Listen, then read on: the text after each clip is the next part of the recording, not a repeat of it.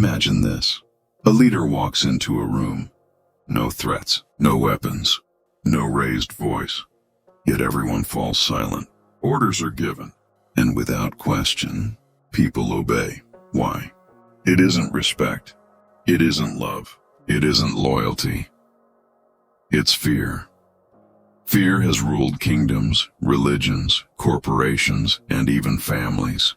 Fear bends the human mind faster than logic ever could. And today I'll reveal the brutal psychology of fear, why it works, how it's used, and how you can protect yourself or even use it. Stay until the end, because the final principle will show you why fear is both the oldest and the most dangerous trick of power. Introduction. Why fear works. Fear is primal. Before language, before morality, before law, there was fear. Humans evolved to survive predators, disasters, rival tribes. Our nervous system is built to obey the strongest signal of fear instantly. That's why, when someone wields fear deliberately, it bypasses reason. Psychologists call this amygdala hijacking, the moment your survival brain overrides your thinking brain.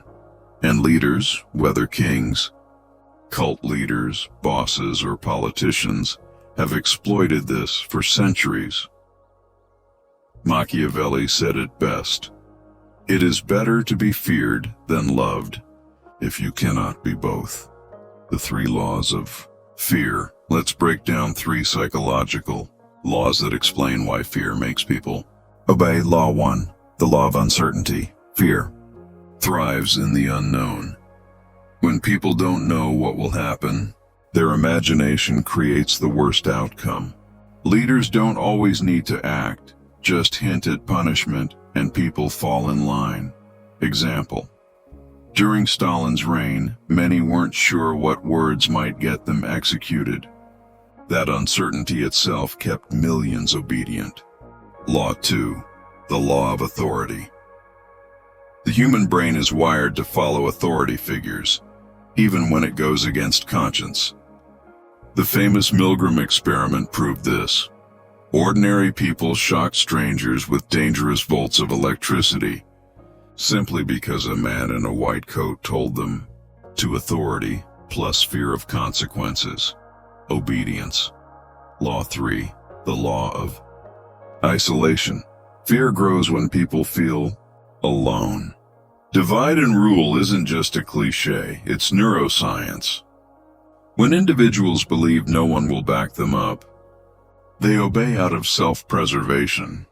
This is why dictators separate potential rebels, why bosses pit employees against each other, and why social shaming works so effectively.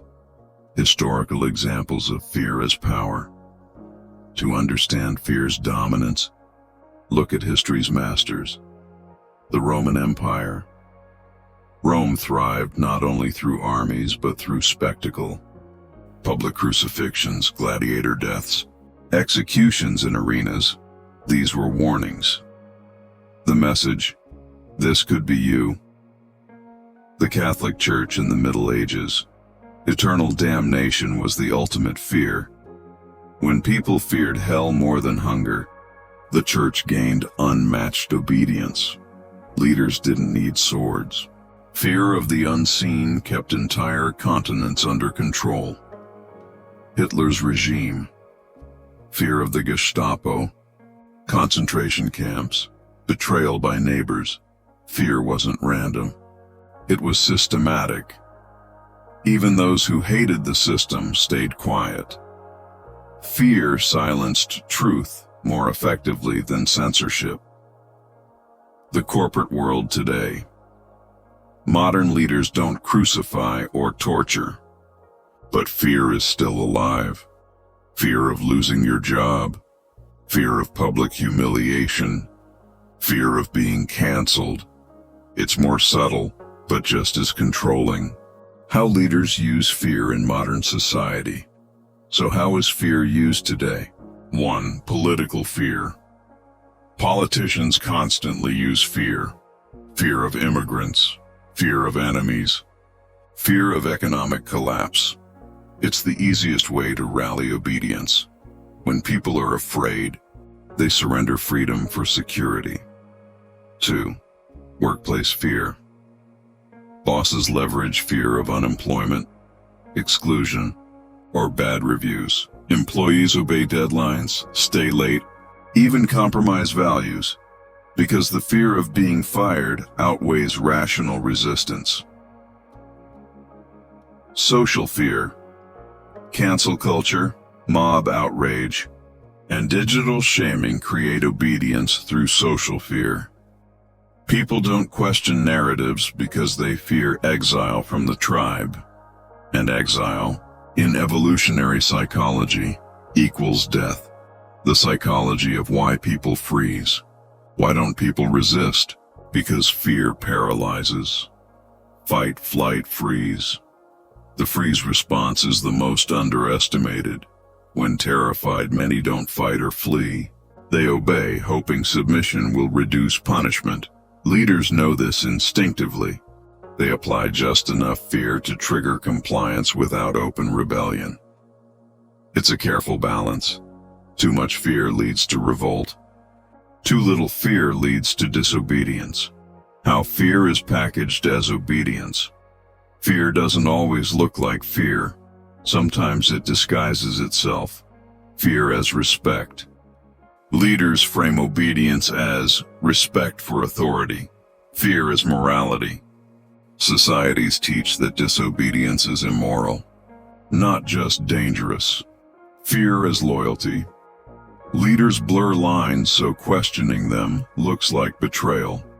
This packaging makes fear sustainable. People don't even realize they're obeying fear. They think they're choosing loyalty, morality, or respect. How to protect yourself from fear manipulation. Here's the survival guide. Recognize fear triggers. The moment you feel panic, pause. Ask, is this fear real or manufactured? Awareness breaks the spell. Reconnect with groups. Fear isolates. Counter it by building alliances. Together, fear loses its grip. That's why solidarity is so dangerous to tyrants. True. Study authority. The Milgram experiment proves most people obey automatically. Train yourself to pause before following orders, especially from authority figures. Redefine punishment. Fear works because of consequences. If you redefine what you value, if rejection, shame, or risk stop scaring you, leaders lose control over you. How fear can be used, ethically or not. Here's the Machiavellian twist. If you want power, you can use fear too. Ethical use. Parents use fear to protect children. Fear of fire, strangers, or crime can keep people safe. Leaders can use fear to prevent chaos. Unethical use. But history shows fear often turns manipulative. When leaders enjoy obedience, they escalate fear until it crushes individuality. The truth? Fear is a tool. Like fire, it can warm or destroy. The dark balance. Fear versus love. Machiavelli's timeless question. Is it better to be loved or feared? Love inspires loyalty. Fear demands obedience, but love fades. Fear lasts. The strongest leaders use both. Love as a mask. Fear as the blade behind it. Nietzsche warned, whoever fights monsters should see to it that in the process he does not become a monster. When you use fear, it consumes you too. Here's the brutal truth.